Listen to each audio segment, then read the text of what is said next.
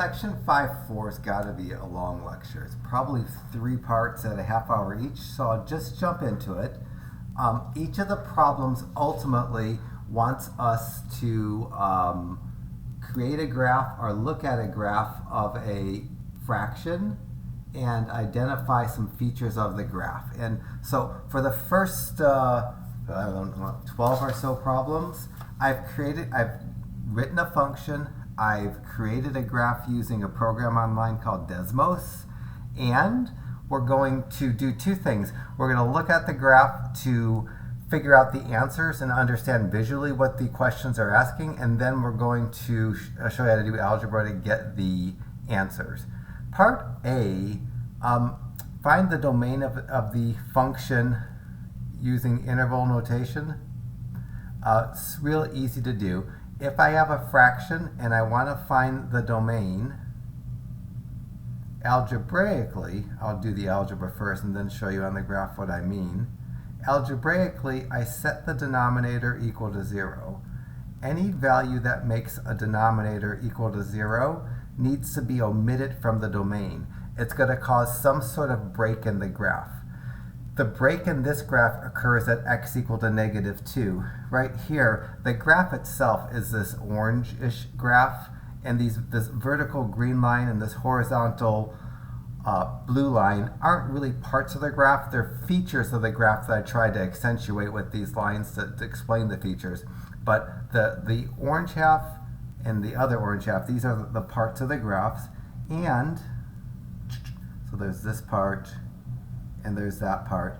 Right here at x equal -2, there's a break in the graph. There's a left half of the graph that runs from the far left edge of the x-axis up to the break at x equal -2, and then there's a right half of the graph that picks up right after the break at x equal to -2 and goes to the far right edge of the x-axis. So there's 2 portions of this graph, and -2 is where the graph has a break.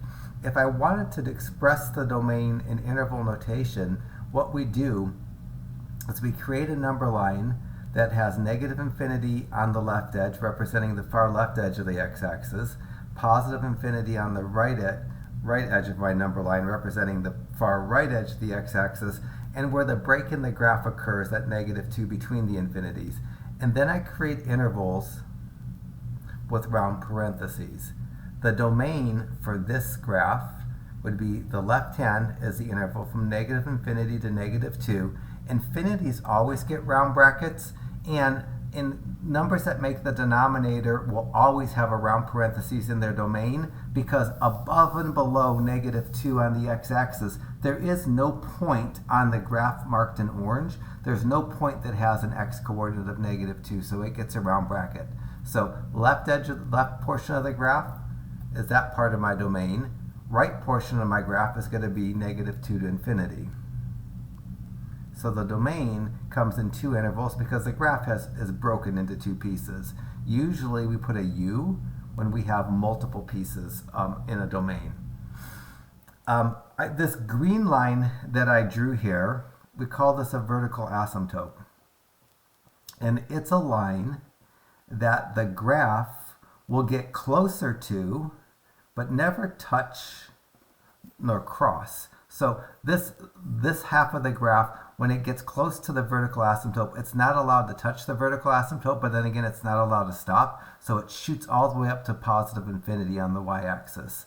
This half of the graph, if I'm tracing backwards, this part of the graph is not allowed to touch the vertical asymptote, but it has to get microscopically close to the vertical asymptote.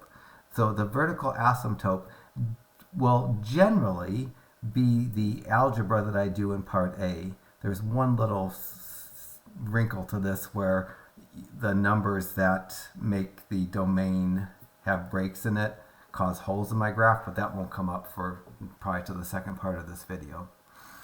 So setting the denominator equal to 0 will give me where the break in the graph is. In every problem on our test, and 99%, 9 out of 10 problems that we're going to do today, that place where the graph has a break in it is going to be a vertical asymptote, and it's going to separate the graphs into halves. Part C says write the equation of the horizontal asymptote. So a horizontal asymptote is a horizontal line that the graph approaches. Horizontal asymptotes aren't as sacred as vertical asymptotes. Graphs can cross horizontal asymptotes, but in our class, none of them will. Well, maybe one will, but I'll show you in a sec. I can't even spell horizontal though. So the horizontal asymptote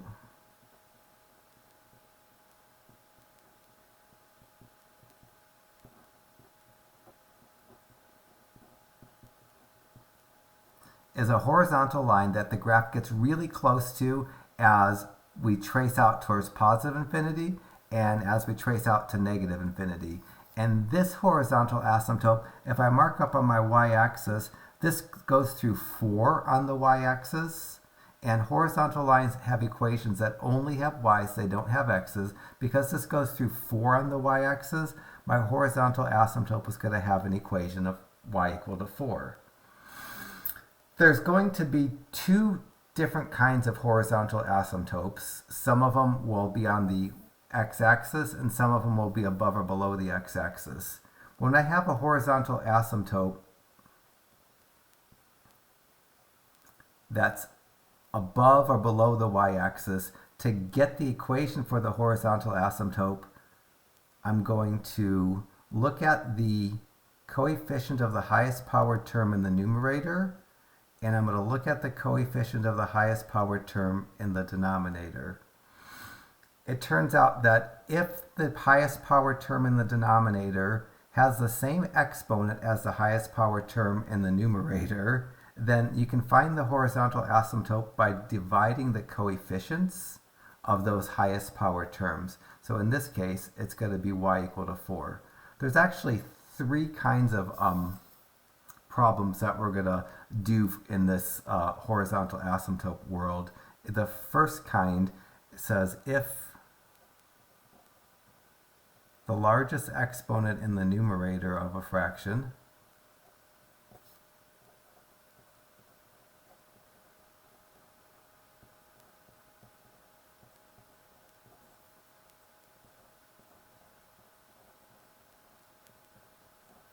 is the same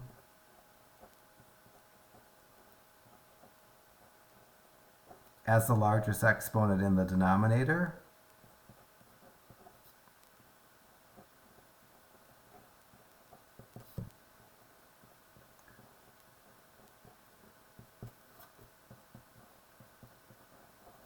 and that's the case here. The largest exponent in the numerator is 1 from that 4x to the first power. The largest exponent in the denominator is 1 from that 1x to the first power. So if the largest exponent in the numerator is the same as the largest exponent in the denominator, the horizontal asymptote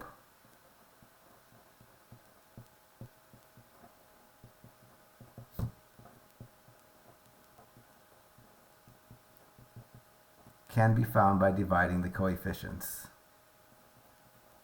of the highest power terms. That's what I did here.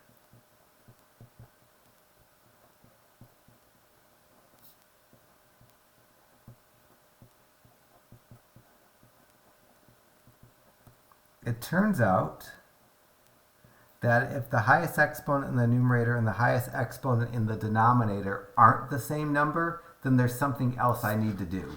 But we won't get into that until we need to do it. So let me keep marching through this. Find the x-intercept. When I inspect my graph, I don't know how readable this is, but this graph has an x-intercept of the point 30. And it turns out that there's a lazy way and a non-lazy way to find an x-intercept.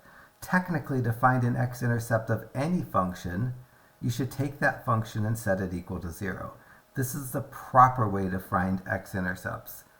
When we're dealing with fractions, the proper way is too much work.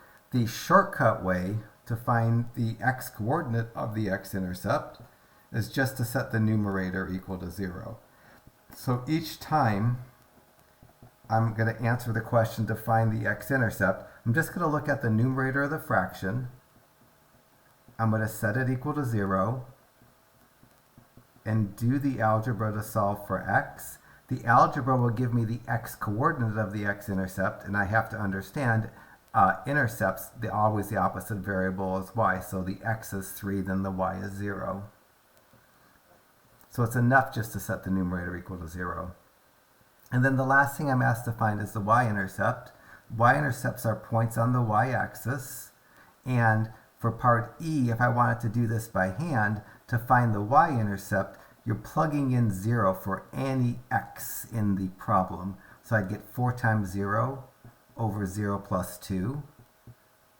4 times 0 minus 12 over 0 plus 2. That'll give me negative 12 over 2. The y-coordinate of the y-intercept is negative 6.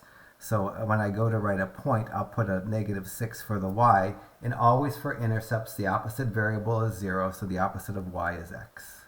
That's everything for problem 2 with algebra and maybe more theory than you'd care. Your problem 1's essentially the same. If I wanted to mark this, my y-axis is incremented by 1.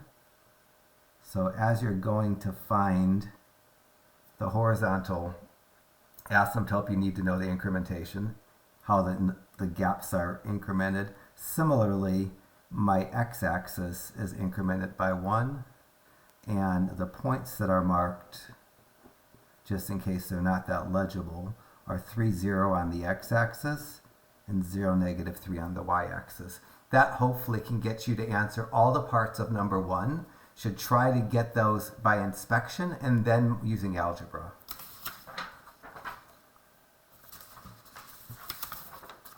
I'm going to move on to number 4. So in number 4, I give you the graph. I'm going to find the stuff using algebra, and then I'm going to show you it on the graph how it works. So first of all, I'm going to find the domain, and for any fraction to find the domain, you set the denominator equal to 0. It's going to give me where the graph has a break in it. The graphs, usually the breaks show up as vertical asymptotes. Sometimes, in very special problems that we'll get to in the second part of this video, the breaks show up as holes in the graph, and I'll show you how to find those in a second. Well, in a half hour. So the algebra to set the denominator equal to 0 generally gives me 2 bits of information. It helps me piece together my domain. To find my domain, I'll create a number line that has negative infinity on the far left edge, positive infinity on the far right edge, and then I'll create intervals with round parentheses that are implied by this number line.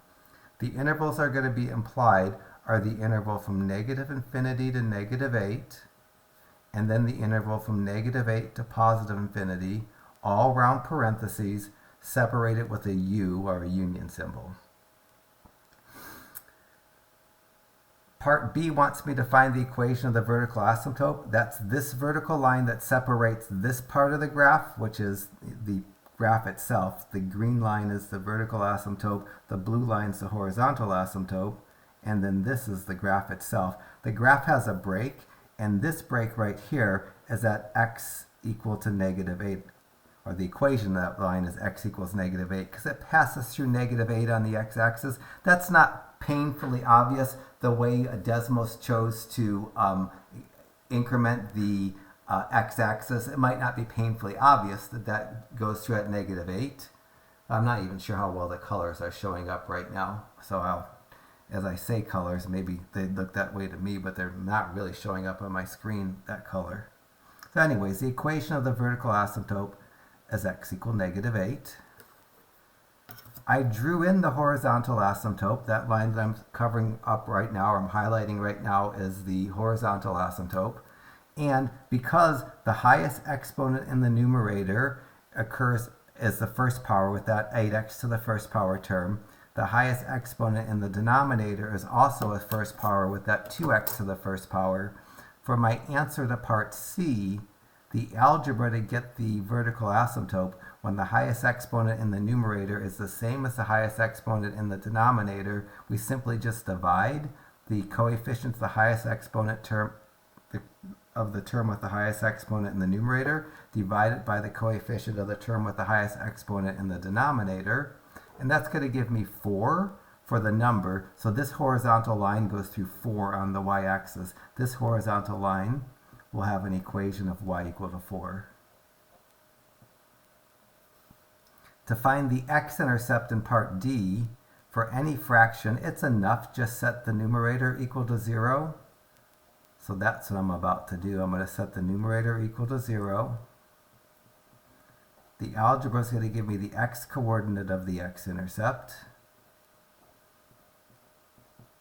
And I have to know that the y-coordinate is 0.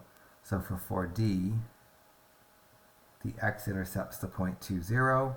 And lastly, for 4E, the y-intercept I get by plugging in 0 for each of the x's. So it's going to be 8 times 0 minus 16 over 2 times 0 plus 16. That's going to give me negative 16 over 16, which is negative 1. That's the y-coordinate of the y-intercept, and the x-coordinate is 0. It's hard to see, but on the y-axis, it marked the point 0, negative 1, and on the x-axis, the point 2, 0 is marked. So I see all the pieces I need to see. Here's my horizontal asymptote at y equal to 4, my vertical asymptote at x equal 8, x-intercept at 2, 0, y-intercept at 0, negative 1, and then the graph itself is this curved piece. The horizontal and vertical lines are just asymptotes. The graph is actually the curved piece. Here's your problem 3. It should work very similarly. And I don't know how well these points are showing up. The point on the x-axis is marked at 3, 0. The point on the y-axis is marked as 0, negative 1. And hopefully you can figure out the equations of these asymptotes, even if you can't tell perfectly what they are from the graph. The algebra is going to confirm. I think my axes are incremented by 2. So the y-axis goes 2, 4, 6, 8. The x-axis, negative 2, negative 4, negative 6, negative 8, and so forth. So the first 4 problems, they're all set up the same way in terms of the exponents in the numerator and the exponents in the denominator. And there's no difference between the first 4 problems. Once I get beyond number 4, I start picking up some squares. And once I start picking up squares on one level of the fraction, but not the other level of the fraction, then I have different things going on, different ways to calculate the horizontal asymptote, but not necessarily the vertical. So for problem 6, this graph is broken up into 3 segments. It has a left section that looks like that. It has a middle section that is split by a vertical asymptote. It looks like it goes through the point 0, 2 right there. And it has a right section. And this point right here is going to actually cross the x-axis and come back down to it. I'm exaggerating what it's doing. But at that point right there, it's 10, 0. So let me find the pieces. First I'm going to find the domain. And for any fraction, I find the domain by ignoring the numerator. I take the denominator and I set it equal to 0. When there's a square, you're bound to factor. And there's going to be 2 breaks in the graph, and usually those breaks are vertical asymptotes. So for problem 6, finding the domain, I take the denominator, set it equal to 0. I do the algebra necessary to solve for the x's, and when you have a square, solving is usually done by factoring.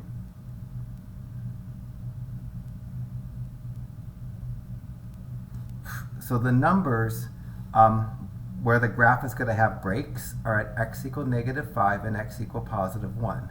To write the domain down properly, I'm going to create a number line that has negative infinity on the left edge, positive infinity on the right edge, and then I'm going to create intervals that kind of capture the numbers how they're written on the number line. The far left interval is going to go from negative infinity to negative 5, and that's the left piece of the graph. So this graph has 3 pieces. It has a left piece. The left piece goes from the far left edge of the x-axis to the break, which is a vertical asymptote at x equal -5.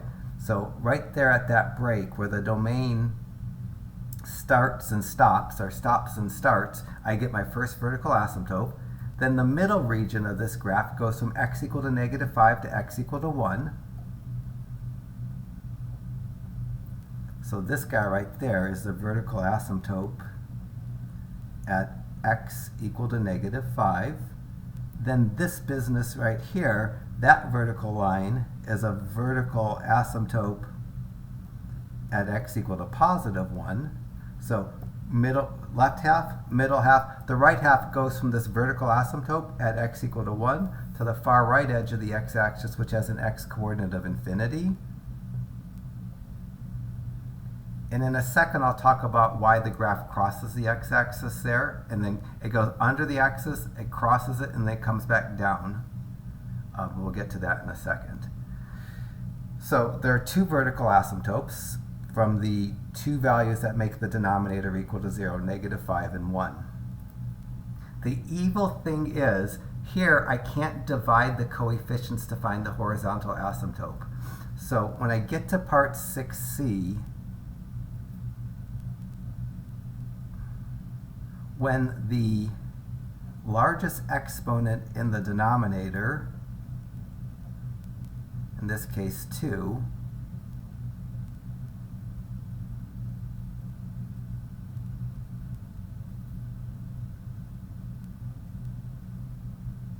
so when the largest exponent in the denominator is bigger than the largest exponent in the numerator, bigger is fine. Gosh darn.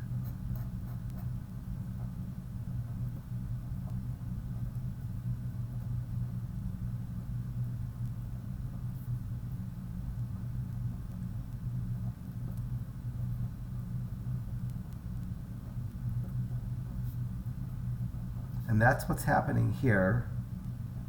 So when this happens, the largest exponent in the denominator is 2 from that x squared. The largest exponent in the numerator is 1 from that x to the first power. So when the largest exponent in the denominator is bigger than the largest exponent in the numerator, here the denominator largest exponent is 2, the numerator largest exponent is 1.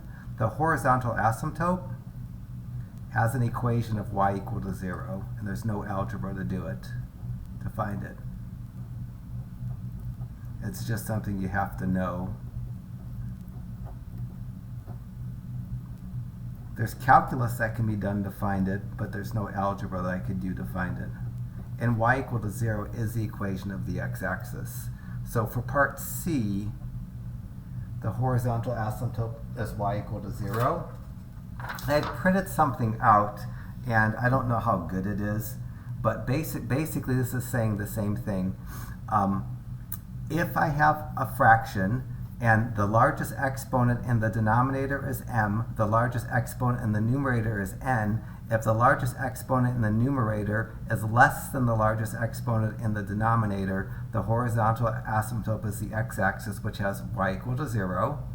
That's what this case was. The first couple cases are if the largest exponent in the numerator n equals the largest exponent in the denominator m, then you get the horizontal asymptote by dividing the coefficients. That's the two examples that were done.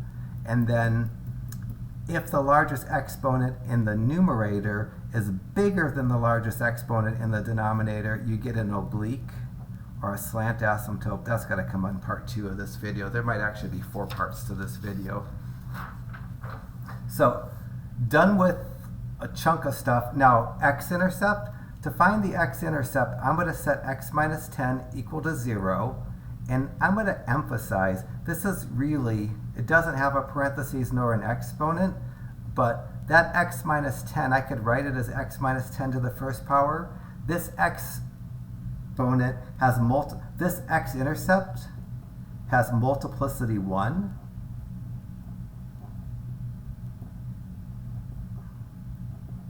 Which is odd. So the graph will cross the x-axis. That's why I'm emphasizing the graph physically crosses the x-axis. So the graph actually crosses the horizontal asymptote. but then it gets drawn back to it. So graphs can cross horizontal asymptotes. They don't have to, but they can't cross vertical asymptotes. But algebraically, the numbered part of my x-intercept is 10, and then the y part is always 0. And then lastly, for the y-intercept, for part E, I just plug 0 in for all the x's. I get 0 minus 10 over 0 squared plus 4 times 0 minus 5.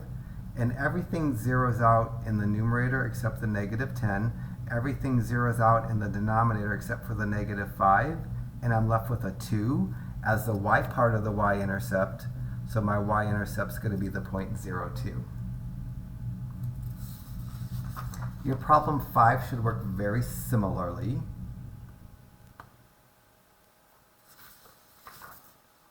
And I'll do 7 with you as opposed to 8, and then we'll break into a part 2. So this is your problem 7. The graph is not as nicely drawn. I mean, it is and it isn't. It does have 2 breaks. It has 3 panels. It has a left panel. Let's try to darken it up a little bit. A middle panel that goes through an x-intercept and a y-intercept.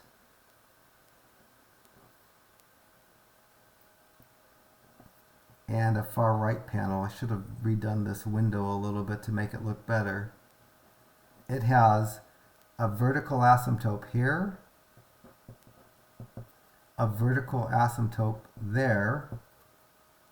The horizontal asymptote is the x-axis, which is there, and it has an x and the y-intercept that I'll find manually. So first find the domain in 7a.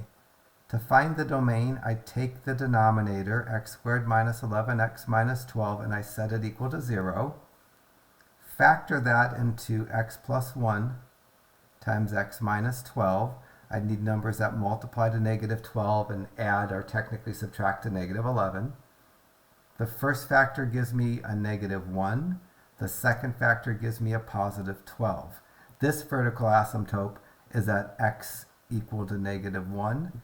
This vertical asymptote is at x equal to 12. When I go to write the domain, I create my number line that has negative and positive infinity on the edges. I put the numbers that make the denominators equal to 0 between the infinities, and then I create my round parentheses. So my domain is going to have 3 intervals because the 3 pieces of the graph. First from negative infinity to negative 1, then the union symbol. The middle from negative 1 to positive 12, then the union symbol, and the far right one from positive 12 to infinity. Each of the numbers that made the denominator equal to 0, they generally give me a vertical asymptote, and that they do here, and on the test they will as well. For part C, there's no algebra. The biggest exponent in the denominator is bigger than the biggest exponent in the numerator because the largest exponent of 2 in the denominator is bigger than the largest exponent